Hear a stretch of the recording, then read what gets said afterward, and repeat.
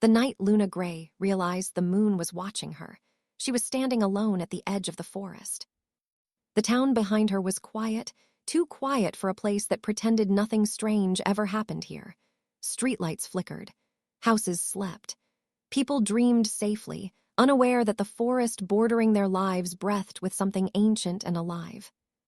Luna pulled her jacket tighter around herself, unsure why her heart was racing. She had lived near Blackwood Forest her entire life, yet tonight felt different. The air was heavier, charged, as if the night itself had been waiting.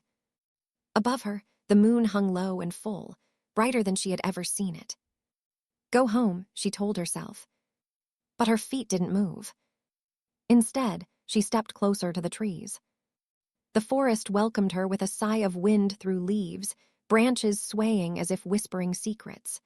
Luna swallowed, suddenly aware of how small she was, how fragile. And how seen. She had felt it for weeks now, this pull. This ache beneath her skin, dreams of running barefoot through shadows, of glowing eyes watching her from the dark, of warmth and danger tangled together. She told herself it was stress, grief, loneliness. But deep down, Luna knew better. Something was calling her. Miles away, deep within the heart of the forest, Cale Blackthorn froze. The alpha of the Nightfang pack stood still, his senses flaring violently. His breath hitched. His wolf surged forward, snarling inside him with sudden, desperate urgency. Mate. The word slammed into his mind like a curse. No, Cale growled aloud, fists clenching at his sides. Not again. The scent hit him a second later, soft, unfamiliar, intoxicating. Moonlight and rain, honey and wildflowers, human but not entirely. Impossible.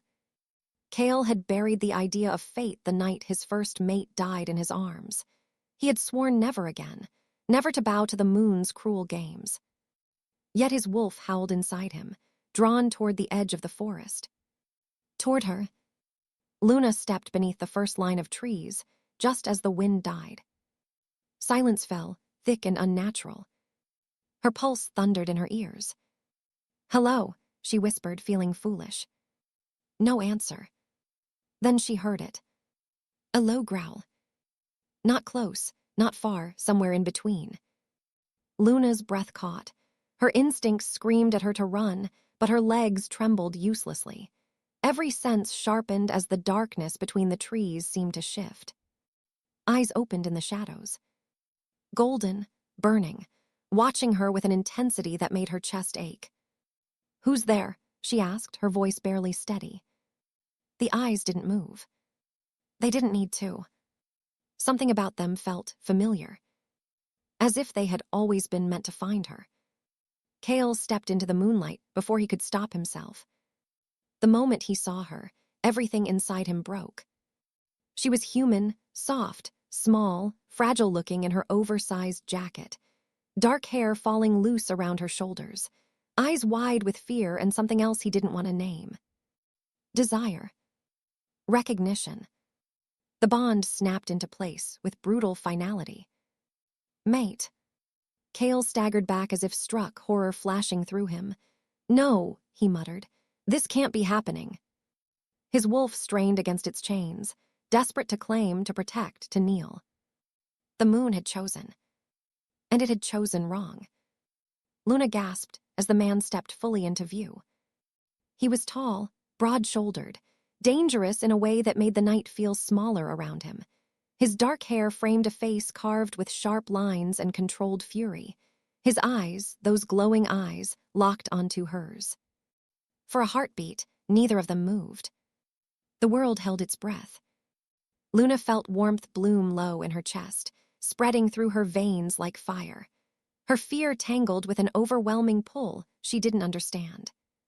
Why you shouldn't be here, the man said, his voice rough, as if dragged from somewhere deep and wild.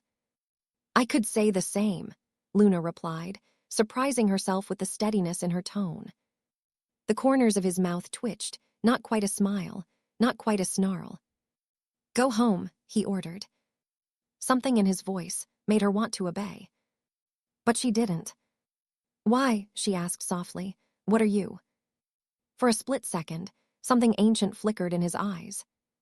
Then he turned away. "Run," he said, and the forest exploded into sound. Howls echoed through the trees, dozens of them. Close, too close. Luna spun in panic. "What's happening?" Cale cursed under his breath. "They've found you." Before Luna could react, strong arms wrapped around her.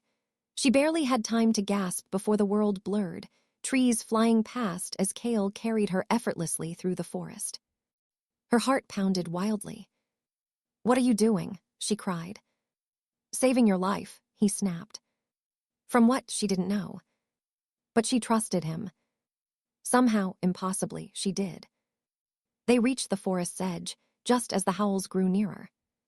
Cale set her down, hands lingering for half a second too long. His touch burned. "Do not come back here," he said fiercely. "No matter what you hear, no matter what you feel." Luna searched his face. "Why?" His jaw tightened. "Because if you do," he said quietly, "I won't be able to let you go." Before she could ask what that meant, he was gone, melting into the trees like he had never been there at all. Luna stood alone under the moon, trembling. Her skin still tingled where he had touched her. Her heart whispered a truth she wasn't ready to face. This wasn't over. This was only the beginning.